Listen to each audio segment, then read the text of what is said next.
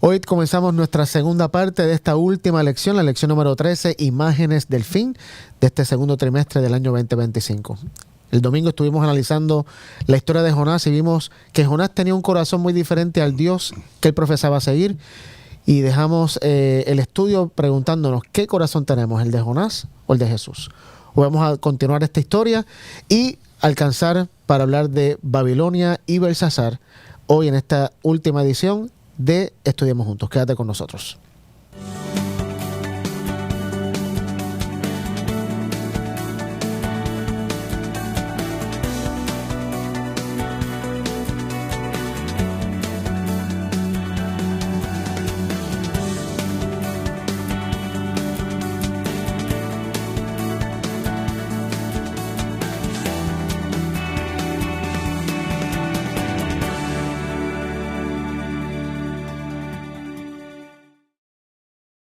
Bienvenidos a esta segunda parte de la lección número 13, aquí en Estudiemos Juntos. Gracias por estar con nosotros. Te pedimos que, si no lo has hecho, le des like y te suscribas a nuestro canal de YouTube para que te lleguen todas las notificaciones a tiempo y puedas compartir estos programas más fácilmente con otras personas. Estamos hoy en la mesa una vez más con Daniel y con Denar para continuar nuestro estudio de Jonás y terminar este segundo trimestre. Así que vamos a comenzar rápidamente con oración. Daniel, ¿pudieras comenzar tú orando hoy? Claro que sí. Señor, en este momento invocamos tu nombre y pedimos la asistencia de tu Espíritu Santo.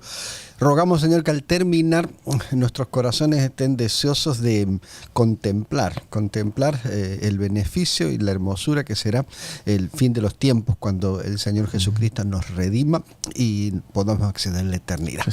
Lo pedimos en el nombre de Jesús. Amén. Amén. Muy bien, vamos a continuar con nuestro estudio. Vamos a Jonás capítulo 2. Nos quedamos la semana pasada donde Jonás prefería morir y le dijo a los marineros, tírenme al agua que así se va a calmar todo en vez de ir y obedecer a Dios. Pero dice el versículo último del capítulo 1 que Dios había provisto de un pez que se tragara a Jonás y Jonás estuvo dentro del pez durante 3 días y 3 noches. ¿Por qué esto es muy importante? Porque muchas personas han puesto en duda la historia de Jonás. La ven muy mística, la ven muy leyenda, muy niña, muy infantil, de un pez que se traga un hombre que sobrevive. Pero justamente Jesús confirma no solamente a Jonás como profeta, sino que confirma la historia de que Jonás estuvo en el pez por 3 días y 3 noches.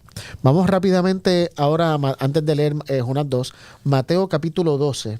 No sé quién de ustedes lo pueda leer.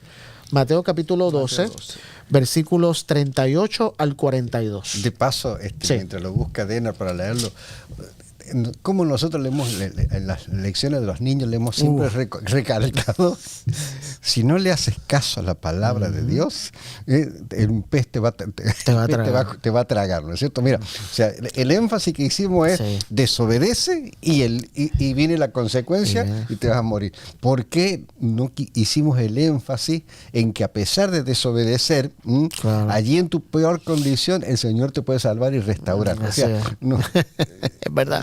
Es verdad, no, y peor aún a los niñitos que le contamos esta historia. Que si no, imagínate qué terror tiene haber sentido un niño. Los nenes míos que yo le contaba esa historia y le cantaba la canción de Jonás no le hizo caso a la palabra de Dios. Claro. Por eso al mal profundo, imagínate. Imagínate, portate mal y es una percepción tan errada que tenemos de Dios y vamos a hablar de eso en un segundo porque Jonás tiene una percepción muy equivocada de Dios. Mateo 12, 38 al 42. Entonces respondieron algunos de los escribas y de los fariseos diciendo, Maestro, deseamos ver de ti señal. Él respondió y les dijo, la generación mala y adúltera demanda señal, pero señal no le será dada, sino la señal del profeta Jonás.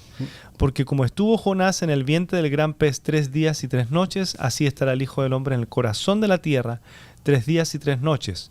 Los hombres de Nínive se levantarán en el juicio con esta generación y la condenarán, porque ellos se arrepintieron a la predicación de Jonás, y he aquí más que Jonás en este lugar. Wow. La reina del sur se levantará en el juicio con esta generación y la condenará, porque ella vino de los fines de la tierra para oír la sabiduría de Salomón, y he aquí más que Salomón en este lugar. Fíjate, Wow. qué interesante estas palabras que Jesús pronuncia. Una profecía. Dice Jesús, la única señal que le voy a dar es la misma que le dio el profeta Jonás, que estuvo tres días y 3 noches, así también el Hijo del Hombre estará 3 días y 3 noches. Obviamente está hablando de su muerte y su resurrección. Pero fíjate lo que dice en el versículo 41, que en el día del juicio, los habitantes de Nínive se van a levantar y van a condenar a esta generación, dice Jesús, o sea, a los judíos. Porque ellos recibieron un mensaje de Dios y se arrepintieron y se salvaron. Wow. Y esta generación recibe un mensaje de, no solamente recibe, ven el mensaje de Dios encarnado en Jesús y lo que querían era matarlo. Los judíos tienen que estar terrible con eso. Imagínate. Lo que le estás diciendo, mira, Indignados. aquellos se van a salvar y nunca van a ser judíos. Exactamente. Nunca se van a ver Nunca fueron circuncidados, judíos. ni guardados un sábado, ni nada. Y van a estar salvos y ustedes condenados. Wow. Y también habla de la reina del sur, que me imagino que es la reina que vino a ver a Salomón. Y lo mismo, va a condenar a esta generación. O sea, ¿cuál es la condenación? Que el mismo Jesús la dice en el libro de Juan. La condenación no viene de Dios. Jesús dice, ¿cuál es la condenación? Que la luz vino y los hombres prefirieron las tinieblas antes que la luz. Esa es la condenación. Es mi decisión. Es lo que yo decido hacer con la luz, como tú decías el domingo, ¿no? ¿Qué decido hacer con esto que Dios me está dando? Eso es lo que va a traer condenación. Vamos entonces ahora a Jonás, al capítulo 2. Ajá. Y vamos a leer los versículos 1 al 4. Y mira el concepto de Dios que tenía Jonás. Que ya, interesantemente, ya yo sé que Jonás tenía un concepto errado de Dios cuando Dios le dice que haga algo y Jonás hace otra cosa diferente. Cuando Dios le dice ve allá y él huye de Dios. Y fíjate ahora lo que dice el mismo Jonás. Esta es la oración de Jonás dentro del pez. ¿Hasta qué versículo? Hasta el 4. Dice, entonces oró Jonás a Jehová su Dios desde el vientre del pez y dijo, invoqué mi angustia a Jehová y él me oyó. Desde el seno del sepulcro clamé y mi voz oíste. Me echaste a lo profundo en medio de los mares, me rodeó la corriente, todas tus ondas y tus olas pasaron sobre mí. Entonces dije, desechado soy delante de tus ojos, mas aún veré tu santo templo. Ok, fíjate el mensaje mixto que tiene Jonás. En el versículo 1 dice, en mi gran aflicción clamé y él me respondió. Lindísimo. Desde la tierra de los muertos te llamé y tú, Señor, me escuchaste. Ahora mira el versículo 3. Me arrojaste a las profundidades del mar. Nada, Jonás. Yo no te eché. En el mismo capítulo 1, versículo 12, nos dice que Jonás le dijo a los marineros, échenme al mar. Pero ahora Jonás está viendo que ¿quién fue el que lo echó al mar? Dios. Luego dice, me hundí en el corazón del océano, las poderosas aguas me envolvieron, tus salvajes y tempestuosas olas me cubrieron. En otras palabras, él está atribuyéndole esta tormenta terrible que ocurrió a Dios. Dios traíste esta tormenta sobre mí. Y luego dice en el versículo 4, que para mí es el peor de todos, Señor, me has expulsado de tu presencia. Pero ¿quién huyó de la presencia de quién? ¿Dios huyó de la presencia de Jonás o Jonás huyó de la presencia de Dios? Mira el pensamiento distorsionado de Dios. Qué paciencia tiene Dios, ¿no? Que tiene Jonás. Bendito Y sea que Dios. básicamente, como muchas veces pensamos nosotros, y por eso lo enseñamos de vuelta. Correcto. De que porque yo no le hice caso a Dios, porque yo me porté mal, porque yo hice todo esto, Dios mandó todo esto, las olas que me van a cubrir, que básicamente me voy a morir por eso, por lo que yo hice, y Dios entonces mandó todo eso para... Y fíjate, ahora que tú hablas de eso, me hiciste pensar de algo que no había analizado antes. En toda esta historia, hasta el momento, lo único que se nos dice que Dios proveyó fue un pez para salvar a Jonás. Porque si el pez no hubiera llegado, Jonás se ahoga ahí. Que esa era la intención de Jonás. Él prefería morir ahogado que obedecer. Pero Dios lo que hizo fue que preparó algo para salvar a Jonás, no para matarlo. Que justamente va con otra cosa que quiere decir en los versículos 1 y 2 que leímos el domingo. En el versículo del mensaje de Dios hacia Jonás, dice en el versículo 2, levántate y ve la gran ciudad de Nínive, pronuncia mi juicio contra ella, porque he visto lo perversa que es su gente. Y mi versión difiere un poco de la que tú leíste el domingo, porque mi versión dice mi juicio contra ella. Hay muchas versiones que dicen mi juicio contra ella. Pero realmente en el original no dice mi juicio. En el original dice pregona juicio contra ella. Y la palabra actually para juicio en el griego es orgei, que quiere decir clamor o llamado. Puede significar juicio, pero también puede significar llamado o clamor. Este concepto de que Dios se enciende en ira o que la ira de Dios destruye. Es un concepto que sin duda viene de la edad medieval, que hemos adquirido de la edad medieval y tal, antes de la edad medieval, porque ya los judíos tenían esta percepción de Dios, de que Dios se llena de ira y destruye. Para el judío, y esto lo hablamos algunas semanas atrás, la ira está descrita como nariz grande, o nariz corta, perdón. So, si tú te llenaste de ira, tienes la nariz corta. Si tienes paciencia, tienes la nariz larga. Jesús está siempre descrito con nariz larga, una persona de paciencia. El pueblo, nariz corta. Tiene poca mecha, diríamos, en algunos países. Eso es lo que es la ira, el enojo, que es como se describe. Pero sin embargo, aquí vemos un Dios que no está airado. Lo que quiere es salvar a los ninivitas. O sea, estas ideas de Dios que hemos adquirido de lo que nos enseñaron cuando pequeños, lo que leímos en un libro, vimos en una televisión, o experiencias, personas, amistades, han creado una imagen de Dios en nuestra mente que no es real. Es que esa imagen es tan distorsionada de cómo es, y si nos podemos analizar, o sea, pasaríamos aquí no sé cuántos capítulos aquí, pero hay dos detalles que quiero que veamos solamente antes de ir cerrando, que una, toda decisión que nosotros tomamos afecta a nosotros y a otras personas. Sí. Porque a veces pensamos, o sea, no, yo voy y después yo ya me hago cargo de mi decisión. Voy a hacer esto, que sé que está mal, pero bueno, ya, yo después, como se dice, I deal with it. Claro, o sea, yo me encargo de asumir las consecuencias yo. Pero esa consecuencia de Jonás, de ir a otro lugar, involucró a un montón de gente que no tenía nada que ver, que estaba en ese barco. Y entonces, si pensamos que Dios entonces quería, mandó la tormenta para, como pensaba la otra gente, o sea, ellos, qué Dios más injusto que imagínate. Que gente que no tiene nada que ver, que va a ser destruida, que ellos pensaban que Dios iba a destruir a Jonás. Claro. Y entonces nosotros también vamos a morir por culpa de lo que está haciendo Jonás. O sea, ¿qué Dios es ese? ¿Viste? Y al contrario, o sea, Dios ya tenía preparado el pez para él. Y la tormenta se calmó. Es como... Exacto. Pero cada vez que nosotros tomamos una decisión, sea para seguir los planes que Dios tiene para nosotros, o sea, para ir en contra de los planes que tienen nosotros, esa decisión va a afectar sí o sí un núcleo de personas que va a estar alrededor nuestro. Para bien o para mal. Que en este caso fue para mal en el sentido de que todos pensaban que ese Dios que quería destruir a Jonás los iba a destruir a ellos porque Jonás estaba ahí. O sea, ¿qué imagen de Dios le dio Jonás? O sea, es tremendo lo que estás diciendo. O sea, nuestras decisiones son un testimonio, para bien o para mal.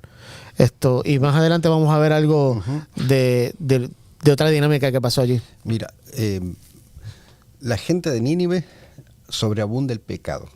¿Y cómo reacciona Dios? Les manda un profeta para que salve. Mira Romanos 5:20 y Pablo dice, abundó el pecado, sobreabundó la gracia. O sea, lo que genera una abundante o una sobredosis de gracia para cada uno de nosotros los seres humanos es el momento en que peor estamos. Muy lejos del concepto de que estamos muy mal, que hemos pecado contra Dios y entonces estamos a punto de que el Señor ya retiró su espíritu de nosotros y ya no quiere saber nada con nosotros porque me porté muy mal. Al contrario, totalmente. Dios mira a Nínive y dice, esta gente está tan pero tan mal, yo tengo que hacer algo más sobre ellos. Y envió un tremendo profeta. A veces el texto de Romanos 5:20 me deja de día cada vez que lo leo porque me enseña una realidad de la vida, un principio de la vida, pienso. Y es que si llegamos a la conclusión de que ¿cuántas veces en mi vida yo necesito la gracia de Dios? Todo el tiempo. O sea, todos los días, a cada segundo yo necesito la gracia de Dios. Lo que estoy queriendo la implicación que eso da es que soy un pecador. Porque donde hay pecado hay gracia. Y donde abunda el pecado abunda más gracia. O sea, el concepto de que si yo soy salvo por gracia y necesito la gracia de Dios todos los días, implica que yo soy un pecador. Porque si no hay pecado, no hay necesidad de gracia. La gracia se da por algo malo que tú hiciste, que no se te atribuye, y se te da algo que no mereces. Ujú. Eso es gracia. Pero nosotros queremos vivir pensando que yo vivo en gracia de Dios, pero no la necesito realmente porque yo soy una buena persona. Ujú. No sé si me siguen Sí, con lo que totalmente. estoy diciendo. ¿Entiendes? Eso, la gran idea de salvación por obras es tan absurda, porque dice, sí, yo soy salvo por gracia, Dios me rescató de la gracia, pero cuando yo me porto bien, ya no ¿para qué necesitas la gracia si ya te estás portando bien? Gracia es para el que se porta mal, los ninivitas. Ujú. Gracia es para el pecador. Jonás no se veía merecedor de gracia. Ujú. Y lamentablemente muchas veces llegamos al punto que preferimos la muerte antes de recibir gracia. Y este burro de Jonás, fíjate, porque no le podía llamar otra forma, ¿no? O sea, él ve cuando en el capítulo 2 él habla sobre la misericordia de Dios, en ningún momento agradece por el pez. Y hay Claro. una cosa que a veces nosotros nos olvidamos. O sea, ¿cómo sobrevivió este tipo adentro del pescado 3 días? Si no fue por gracia de Dios. Claro. ¿De dónde respiró? ¿Cómo se mantuvo vivo? Como agua. Claro. Todo Sí, sí, sí, durante sí. 3 días. Claro. Sobrevivió allá adentro del pez durante 3 días. O sea, y no ve la gracia.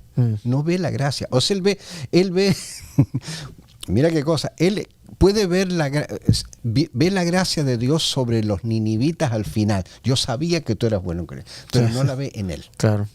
Pero no la ve en él. Tremendo.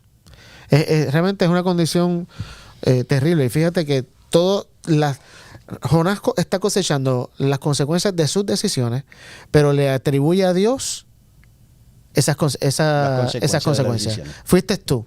Yo hice esto, pero tú me castigaste. Entonces, esto de la ira de Dios, esto de que Dios me arroja a las profundidades del mar, esto de que Dios levanta olas contra mí, esto de que Dios me ha expulsado de su presencia, son lo que hemos mencionado aquí antes, antropomorfismos. ¿Qué es un antropomorfismo? Teológicamente hablando, es atribuirle a Dios atributos humanos o incluso atributos satánicos. Como muchas veces decimos que Dios mata o Dios destruye, es un antropomorfismo porque le estamos dando a Dios un atributo que el mismo Jesús dijo que es lo que hace el ladrón. El ladrón mata, destruye y roba, pero yo he venido a dar vida, dice Jesús. Entonces, cuando leemos la historia de Jonás y las historias del Antiguo Testamento específicamente, tenemos que tener esto en mente de cuando leemos estos textos que indican tal vez de que Dios es un Dios celoso y se llenó de ira y su enojo consumió, es un antropomorfismo. El profeta está poniéndolo en palabras humanas, ¿sabes? Le está dando a Dios atributos humanos, pero Dios no es humano. Ujú. Y justamente vamos a terminar ya con la historia de Jonás. Vamos ahora al capítulo 3, versículos 4 al 10. Finalmente Jonás se arrepiente, la ballena el pez escupe a Jonás, Jonás llega a Nínive y esto es lo que pasa. Jonás 3, 4 al 10. Y comenzó Jonás a entrar por la ciudad, camino de un día, y predicaba diciendo, de aquí a 40 días Nínive será destruida. Y los hombres de Nínive creyeron a Dios y proclamaron ayuno y se vistieron de cilicio desde el mayor hasta el menor de ellos. Y llegó la noticia hasta el rey de Nínive. Y se levantó de su silla, se despojó de su vestido y se cubrió de cilicio y se sentó sobre ceniza. E hizo proclamar y anunciar en Nínive por mandato del rey y de sus grandes, diciendo, hombres, animales, bueyes y ovejas, no gusten cosa alguna, no les dé alimento, ni beban agua, sino cúbranse de cilicio hombres y animales, y clamen a Dios fuertemente y conviértase cada uno de su mal camino, de la rapiña que hay en sus manos. ¿Quién sabe si se volverá y se arrepentirá Dios y se apartará del ardor de su ira y no pereceremos? Y vio Dios lo que hicieron, que se convirtieron en su mal camino y se arrepintió del mal que había dicho que les haría y no lo hizo. Muy bien. Interesante. Los marineros no escuchan los mensajes, ven ciertas cosas y terminan creyendo en Dios. Nínive escucha el mensaje, se arrepiente y ahora cree en Dios. Y el profeta, que se supone que conocía a Dios, es el único que está desobedeciendo. Ujú. Tan familiar tal vez en la época moderna de nosotros los cristianos, que se supone que estemos viviendo porque creemos un mensaje, pero somos los primeros que con nuestras acciones negamos el mensaje. Y entonces, el otro punto. Fíjate ahora también la percepción de Dios que tenían los ninivitas. Dice, Dios dijo que nos iba a destruir, que en ningún momento el mensaje de Jonás fue ese. El mensaje de Jonás es, Nínive será destruida en 40 días. Pero Jonás nunca dijo, Dios va a destruir a Nínive en 40 días. Que es otro principio que aprendemos. Dios está todo el tiempo protegiendo, porque Dios lo que hace es salvar. Pero llega un punto en que nuestras acciones y nuestras decisiones son tan marcadas y tan hacia un lado que, y no tengo tiempo tal vez para explicar este punto ahora, pero lo hemos estudiado en otros momentos, la ira de Dios es dejarnos cosechar las consecuencias de nuestras decisiones. No la primera vez ni la segunda, porque Dios es un Dios de nariz larga, un Dios de mucha paciencia. Pero cuando insistimos y decimos no quiero, Dios dice, bueno, pues lamentablemente me llena de ira el saber que tengo que dejarte sufrir ahora las consecuencias de lo que tú decidiste. Y Nínive dice, Dios nos va a destruir si nos arrepentimos, tal vez Dios cambie y se arrepienta. Esta idea de que Dios es un Dios que se arrepiente, un Dios que cambia de parecer, que dice, te voy a destruir, pero si tú haces algo, yo entonces cambio y mi ira se aplaca. Sin duda tiene sus raíces en el paganismo, no tiene raíces en el Dios que mostró Jesús para nada. Y le hago la pregunta, ¿qué sentimientos te provocan si Dios realmente fuera un Dios que hoy puede hacer una cosa y mañana puede hacer otra? Inseguridad total. Y justamente lo que Dios está tratando de hacer no es que no seamos inseguros. Por eso la creencia del Dios que nos reveló Jesús es una cosa que el cuadro que Jesús pinta de Dios me da una tranquilidad y una seguridad, porque yo sé que Él no va a cambiar. O sea, y esto no solamente en Jesús. La Biblia, Denal, tú pudieras leer 1 Samuel 15:29 y Daniel Números 23:19. La Biblia todo el tiempo nos está hablando, o sea, porque Dios todo el tiempo se está revelando y todo el tiempo nos está diciendo, no, yo soy el mismo, yo no cambio. ¿Qué dice 1 Samuel 15:29? Además, el que es la gloria de Israel no mentirá, ni se arrepentirá, porque no es hombre para que se arrepienta. Ahí está. Dios mismo está diciendo, el arrepentirse o cambiar es una acción humana, pero yo no soy humano. Yo lo que digo, lo hago. Yo no cambio. Yo no me arrepiento como ustedes. ¿Y qué dice Números 23:19? Dios no es hombre para que mienta, ni hijo de hombre para que se arrepienta. Lo que Él dijo lo hará. Es que el asunto, Ángelo, no es lo que sabemos, sino qué hacemos con lo que sabemos. Jonás sabía, dice, yo sé que tú eres bueno y grande en misericordia. O sea, él lo sabe, lo que pasa es que no lo puede practicar. Y mira la diferencia, ¿no? Los ninivitas reciben el mensaje, Mene, Mene, Tekel, Uparsin. ¿Y qué es lo que hacen? Cambian. Ese Babilonia, Belsasar. Sí. Entonces, o sea, que el paralelismo. Exacto. Sí. Si tú vas a Babilonia, Mene, Mene, Tekel, Uparsin, y no cambio. ¿De quién es la culpa? Exactamente. ¿Es de Dios? No, Él es misericordioso. Tú cosechas lo que tú decides. Pero nos fascina echarle la culpa a Dios. Nos fascina culpar a Dios de tú me echaste en lo profundo de la mar. Mira cómo estoy culpando. Es lo más fácil y es lo que pasa desde el principio. O sea, con Adán y Eva, ¿viste? Claro. Adán dice, la mujer que tú creaste, ¿quién es la culpable? Tú. Y Eva dice, la serpiente que tú creaste, ¿quién es el culpable? Tú, Dios. O sea, de un principio echarle la culpa a Dios y ahí ya se tergiversa inmediatamente la imagen de quién es Dios. Totalmente. Y como tú dices ahora también, Daniel, es como que nosotros le echamos todo el tiempo la culpa a Dios y Dios es tan paciente que dice, está bien, échame la culpa, no importa. Yo no cambio, sigo teniendo misericordia. Exacto. No importa que me echen la culpa a mí. No importa que me echen la culpa a mí, yo te voy a seguir amando y te voy a seguir mostrando quién soy yo verdaderamente. Es impresionante la gracia, ¿no? El sábado yo cerré el sermón con el Salmo 69 con David derramándose delante del Señor. Y la última parte es la que a mí me mató cuando él termina diciendo, y tú ves como yo soy, ¿no? Que yo odio a los que te odian, porque me estás escudriñando, ¿no? Yo odio a la gente. Digo, pero escúchame, no te entiendo. No te entiendo, pero sin embargo Dios entiende. Claro. Y Dios es paciente y misericordioso. El asunto no es lo que sabemos, sino qué hacemos con lo que sabemos, si lo practicamos o no. Y sabes que uniendo eso con Jonás, ¿será que el que tenía que ser ministrado más en esta historia era Jonás y no los ninivitas?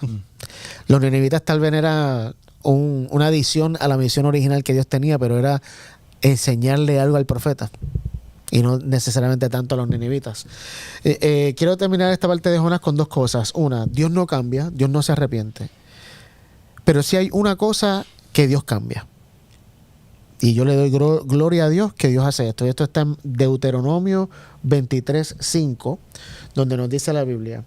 Pero el Señor tu Dios se negó a escuchar a Balaam y cambió esa maldición en bendición porque el Señor tu Dios te ama. Lo único que Dios cambia son las maldiciones en bendiciones. Ese es el Dios que Jesús mostró. Amén. Eso es lo que Dios hace. Pero aparte de eso, Dios no te dice una cosa hoy y te la cambia mañana y después vuelve a cambiar. Y si tú haces otra cosa, vuelve y la cambia. No, eso es un Dios, como diríamos en Puerto Rico, de revoluces. Dios no es un Dios de confusión.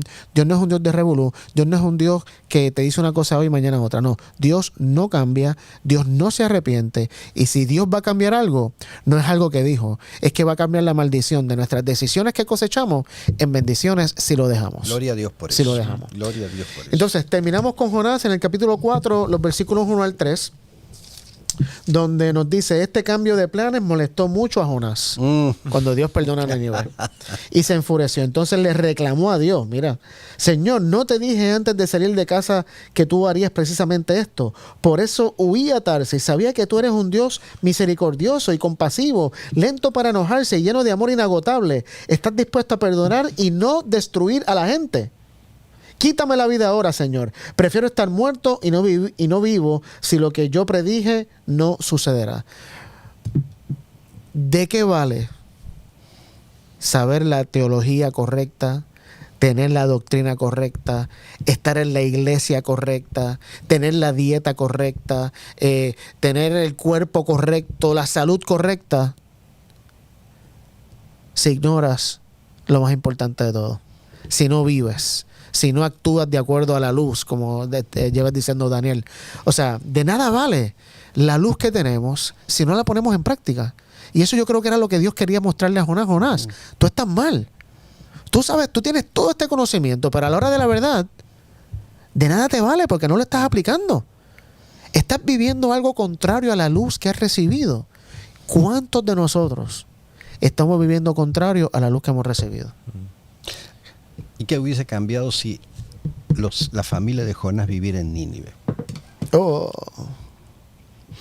Porque para condenar Claro, la casa del vecino y Claro. todo, y si los hijos de Jonás hubieran estado allí, hubiese tenido la misma actitud.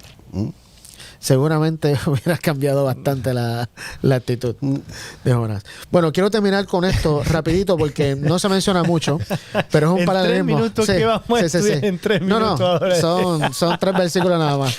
Daniel 5, 17 al 24.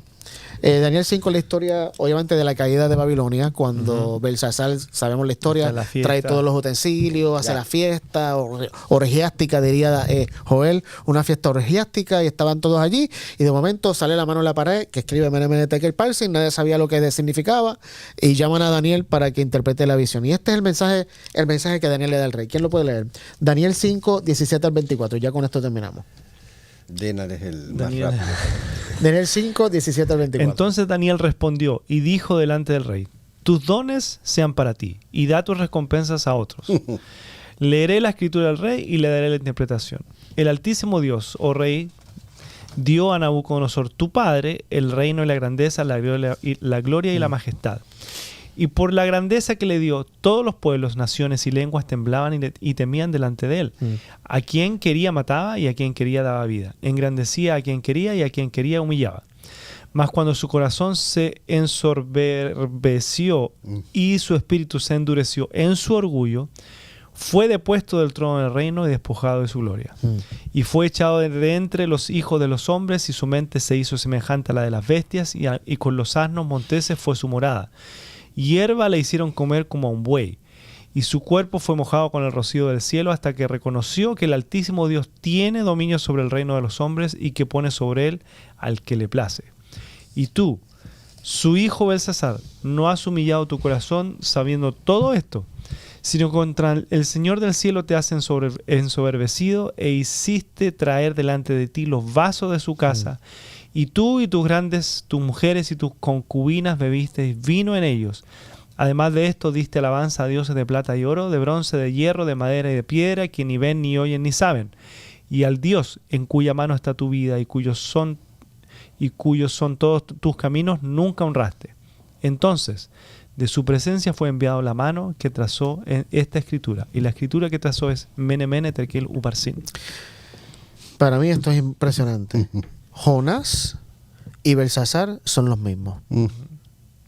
Belsasar conoció lo que pasó con Nabucodonosor, sabía la historia, seguramente sabía del foso de los leones, de los 3 jóvenes hebreos, de la imagen de Nabucodonosor, sabía todo. ¿Y qué hizo con esa información? Absolutamente nada. Todo lo opuesto. Dice Daniel, tú sabías todo esto y no te humillaste. Todo este conocimiento, ¿de qué te valió? Lo mismo con Jonás. Jonás tenía todo el conocimiento, ¿verdad? Desde una perspectiva judía. Yo conozco a Dios porque nosotros somos el pueblo de Dios. ¿De qué le valió a Jonás el conocimiento si en la práctica no hacía lo que supone que hiciera?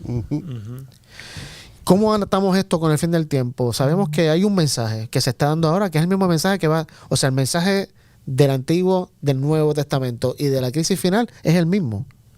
Es que Dios es bueno, que Dios es amor y Dios salva. Esas son las buenas noticias. ¿De qué vale que sepamos eso teóricamente si no lo vivimos? Nada. Entonces el mensaje al final va a haber 2 grupos.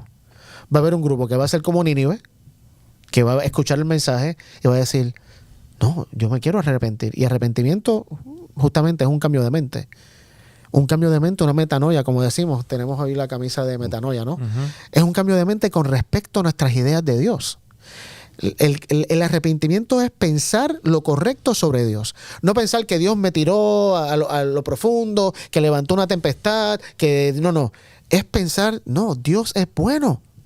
Y Dios quiere salvar a todos. Y ojo que ellos no tenían el mensaje completo de quién era Dios. O sea, Estaba limitado incluso el de Dios. De hecho, sí. se arrepienten por las razones equivocadas, quisiéramos decir, de que no fueran destruidos porque Dios los iba a destruir y entonces lo hacen para que Dios se calme, ¿no? Que en su mentalidad, en los dioses, los calmaban así, ¿viste? Con sacrificio, cosas. Bueno, ellos dicen, vamos a hacer el sacrificio, ya, dejar de tener fiesta, dejar de comer. Y entonces, por las razones equivocadas, con la visión equivocada de Dios, pero ellos escuchan el mensaje. Tremendo punto. Y mira después Jesús lo que dice, o sea, de que los ninivitas, o sea, ¿sí? Y eso es obra del Espíritu. A veces nosotros queremos hacer la obra del Espíritu. Pero nosotros, o sea, tenemos que hacer lo que Dios nos dice. ¿Qué nos dice Dios? Hace esto y esto. Lo demás me encargo yo. Pero nosotros muchas veces queremos tomar ese lugar y poner un montón de cuestiones, que eso yo creo que es lo que se refiere Jesús decir cuando dice a los fariseos, o sea, mandamientos humanos, cosas humanas, porque ustedes quieren hacer todo el cambio en la gente, pero de la manera equivocada, porque el cambio lo hace Jesús. Y muchas veces nosotros queremos tomar esa labor de ese cambio que no es nuestro, es del Espíritu. O sea, nosotros llegamos hasta ahí, pero después lo demás lo hace el Espíritu. ¿Cómo? No sabemos, no sabemos cómo, pero no podemos tomar ese lugar. Tremendo. Y antes, que tú dijiste, solamente para que no quede ahí el pequeño error, que tú dijiste que Belsasar sabía del foso de los leones. Los fosos de los leones fue fuego. Cierto, tienes razón. El del horno de fuego. El horno de fuego, yo sé que te querían seguir al horno de fuego, para que después no digan... Okay. Gracias, sí, ya lo escribiste en los comentarios, ya está corregido. Okay. Pero quería traer ese punto. Claro. Bueno, quién sabe, pero no la historia de Daniel. No la de Daniel, Pero ese punto es importante, que a veces nosotros queremos hacer tanto... Y no, o sea, tenemos que hacer hasta ahí y después lo demás lo hace el Espíritu. Y en eso nosotros no podemos meternos. Y me gustó mucho también lo que dijiste de que Nínive se arrepintió con la limitación de Dios que tenía y Dios la aceptó. Totalmente. Y que por eso nosotros no somos quienes para poner y determinar y los requisitos, cuán profundo tiene que ser el búnker y de cuántas dimensiones y nada por el estilo. No, dejemos que el Espíritu haga la obra y nosotros dediquémonos a lo que Dios nos está pidiendo que hagamos. Amemos como Él ama. Ese es el testimonio. En este momento quizás alguien está pensando, pero eso que Jesús dijo que los ninivitas se van a levantar es como un ejemplo, nada más como para decir que, o sea, porque si estás pensando eso, es porque tienes el espíritu de Jonás. Así es. Es porque tienes el espíritu de Jonás. Todavía pensamos que no se van a salvar los que el mismo Dios perdonó. Mi gente, donde abundó el pecado, se abundó la gracia. Gloria ese texto es impresionante. Y ese es el mensaje del fin. Amén. El mensaje del fin es que donde ese abunda, ese es el búnker. Es la gracia de Dios. Y por eso podemos tener seguridad en Jesús. de que aunque nuestra vida esté llena de pecado, Dios de alguna manera va a orquestar cosas para que nos arrepintamos, para que cambiemos nuestra perspectiva de Dios y lleguemos a creer en un Dios que nos perdona, no importa lo que hayamos hecho, y que nos transforma y nos cambia, para que podamos ser entonces esos instrumentos, no como Jonás, sino que podamos ser instrumentos de esa gracia que hemos recibido y darle gracia a los demás también. Y recuerda que la gracia se exhibe en aquellos que han fracasado, en aquellos que cometen errores. Tú y yo somos eso. Así que hasta aquí llegamos con nuestra lección. El próximo estudio, comenzando la semana que viene, va a ser sobre el Éxodo. Así que estoy muy contento de ese estudio. Así que gracias por estar con nosotros. Dena, ¿pudiera cerrar con oración? Señor, te damos gracias por este estudio, porque hemos podido siempre aprender más de tu amor, de cómo tú obras. Tú nunca cambias, tu gracia está ahí, tu amor está ahí siempre. Y cuando estemos en problemas, estemos en dificultades, incluso cuando te hemos dado la espalda, tú estás ahí. Amén. Y gracias por ese amor. En nombre de Jesús. Amén. Amén. Muy bien, una vez más, gracias por estar con nosotros. Te esperamos la próxima semana en otra edición de Estudiemos Juntos. Que Dios te bendiga.